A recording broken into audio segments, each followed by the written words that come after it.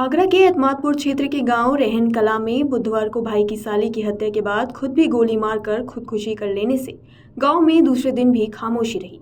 Postmortem होने पर बृहस्पतिवार सुबह छोटे भाई उमेश ने बिलखते हुए बहन की चिता को अग्नि दी। उधर 4 महीने के अबोध भतीजे से चाचा दीपक की चिता का स्पर्श कराकर मुखाग्नि की रस्म निभाई गई। पूरे दिन खामोशी भरा सन्नाटा मृतकों के घर आंगन में पसरा रहा। बुधवार दोपहर घटना के बाद पुलिस ने दोनों शवों को पोस्टमार्टम के लिए आगरा भेज दिया था। स्पेशल आदेश कराने के बाद मध्य रात्रि पोस्टमार्टम हुआ। सुबह 5 बजे दोनों के शवों को परिजन गांव ले गए। सुबह करीब 6 बजे ज्योति का शव गांव रहन कला पहुंचा। ग्रामीण और रिश्तेदारों की भीड़ जमा थी। बहन को दुल्हन के रूप में डोली में बिठाकर विदा करने के सपने संजोने वाले दोनों भाइयों ने अर्थी बनाई तो बिलख पड़े। मां सुनीता देवी बेसुध हो गईं। पिता किशनवीर का रो रो कर बुरा हाल था। यमुना नदी के किनारे अंतिम संस्कार किया गया। दूसरी ओर दीपक का शव लेकर परिजन 6:30 बजे गांव पहुंचे।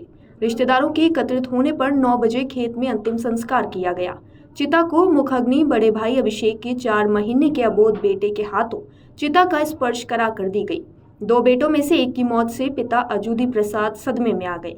परिजन ने बताया कि दीपक हंसमुख लड़का था। सिर्फ इतना कहा था कि बाल कटवाने के लिए बाजार जा रहा हूं चाचा। क्या सपने थे और क्या हो जाएंगे, ये किसी ने नहीं सोचा था। इंस्पेक्टर ने बताया कि कोई तहरीर नहीं दी गई है। आगरा के एतमादपुर के रहन कला में एक तरफा प्रेम में एक युवक ने बुधवार को खूनी खेल खेला। शादी से इनकार कर भाई की साली की गोली मारकर हत्या कर दी। इसके बाद खुद भी कनपट्टी पर गोली मारकर खुदकुशी कर ली।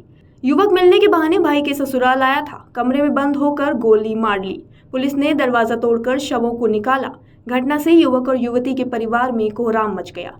रहनकला गांव के किशनवीर बिल्डिंग ठेकेदार हैं। उन्होंने बड़ी बेटी भारती की शादी 4 साल पहले रामगढ़ बजेरा टुंडला के रहने वाले अभिषेक के साथ की थी। भारती की छोटी बहन बीटीसी कर रही थी। अभिषेक का छोटा भाई दीपक गुजरात में एक कॉलेज से पॉलिटेक्निक कर रहा था। कुछ दिन पहले ही अपने घर आया था। पुलिस को ग्रामीणों ने बताया कि दीपक का भाभी भारती के घर आना जाना था। इस दौरान वह उनकी बहन ज्योति से एक तरफा प्रेम करने लगा।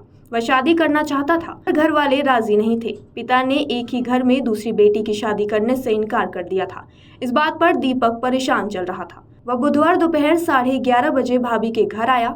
उस समय किशनवीर कुबेरपुर में एक साइट पर काम देखने गया था। घर में उनकी पत्नी सुनीता देवी और पुत्रवधू के अलावा बेटी ज्योति मौजूद थी।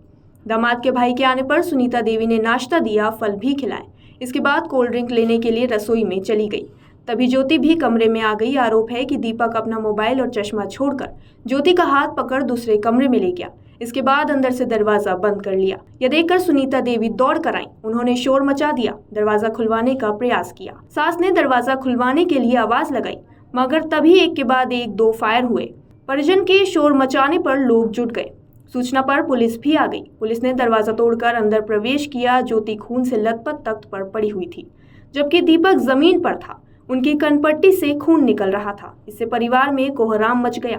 पुलिस ने कमरे से तमंचा व 2 खोखे बरामद किए। फॉरेंसिक टीम को बुलाकर साक्ष्य संकलन किया। एसीपी एतमादपुर पीयूष कांत राय ने बताया कि प्रथम दृष्टया मामला एक तरफा प्रेम का प्रतीत हो रहा है। बताया गया है कि रिश्ते में युवती के जीजा का भाई उससे प्रेम करता था, मगर परिजन शादी को तैयार नहीं थे। माना जा रहा है इसी वजह से इस वारदात को अंजाम दिया गया। अगर आप ये वीडियो YouTube पर देख रहे हैं तो हमारे चैनल को सब्सक्राइब करें और बेल आइकन को दबाना ना भूलें। अगर आप Facebook पर ये वीडियो देख रहे हैं तो हमारे पेज को लाइक करें।